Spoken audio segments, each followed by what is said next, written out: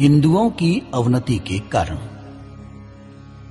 वास्तव में तो छोटे छोटे सामाजिक समूह ही जाति होते हैं।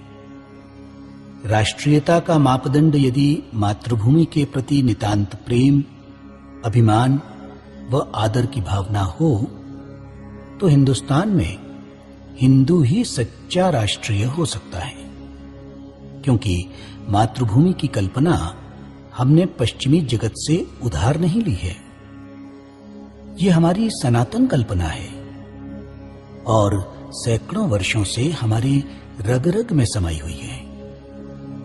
रावण वध के पश्चात सोने की लंका में ही अपना वास्तव्य रखना चाहिए, ऐसी लक्ष्मण की इच्छा देखकर स्वयं भगवान श्री राम ने अपि स्वर्णमयी लंका नमे लक्ष्मण रोचते जननी जन्मभूमिश्च स्वर्गादपि गरीयसी का उच्चार करते हुए अपने स्वदेश प्रेम को प्रकट किया था।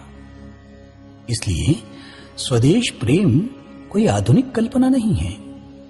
रोज प्रातःकाल उठकर समुद्र वसने देवी पर्वत स्तनमंडले विष्णुपत्नी नमस्तुभ्यं पादस्पर्श क्षमस्व में, ऐसा हमारे धर्म का आदेश होने के कारण वह हिंदू को पवित्र व वंदनीय है। मातृभूमि के प्रति ऐसी पवित्र भावना हिंदुस्तान में केवल हिंदू ही रखता है, इसलिए हिंदू ही यहां का राष्ट्रीय है। मगर आज हिंदू अपने ही घर में इस देश के स्वामी होने का अनुभव नहीं करता। उसकी स्थिति ही गुलाम की तरह है। अपने ही देश में उसकी स्थिति दूसरे दर्जे के नागरिक की तरह है। उसकी भावनाओं की कोई कीमत नहीं, उसकी कोई सुनने वाला नहीं। इस कारण हिंदू असमंजसता की स्थिति में है। वो हिंदू होने के कारण अपराध बोध से ग्रस्त है। उसकी इस दुरावस्था के लिए भाषा भेद, निरक्षरता, जाति भेद, प्रांत भेद जैसे कई कारण गिनाए जा सकते हैं और उनको दूर करने के लिए अनेक उपाय भी सुझाए जाते हैं, किंतु इनमें से एक भी कारण वास्तविक नहीं है। हमारी अवनति का मूल कारण इतिहास के हर पन्ने पर देखने को मिल जाएगा और वही हमारी मूल समस्या है। वो कारण है हम में समष्टि जीवन का अभाव। इसे स्पष्ट करने के लिए इतिहास के दो ही उदाहरण पर्याप्त हैं। पहला प्रसंग उस समय का है जब हर प्रकार का सुख वैभव हमारे पास था। तब पहला विदेशी आक्रमण विश्व विजय कहने वाले सिकंदर का हुआ था।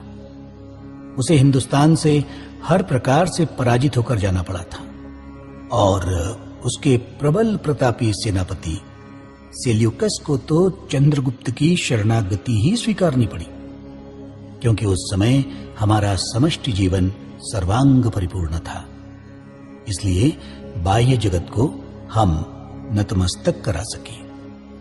दूसरा प्रसंग जयचंद द्वारा पृथ्वीराज के पराभव के लिए मोहम्मद गौरी को निमंत्रण देने का है।